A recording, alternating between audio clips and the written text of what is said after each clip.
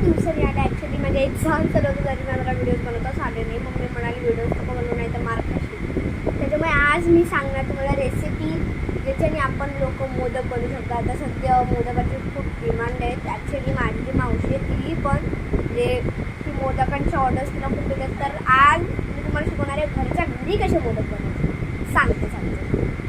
आधी आपण डोचं बघूया, डो कसा बनवतो. गाईस ही आहे माझी मावशी. तर ही इथे आली आहे आमच्याकडे गणपतीसाठी. तर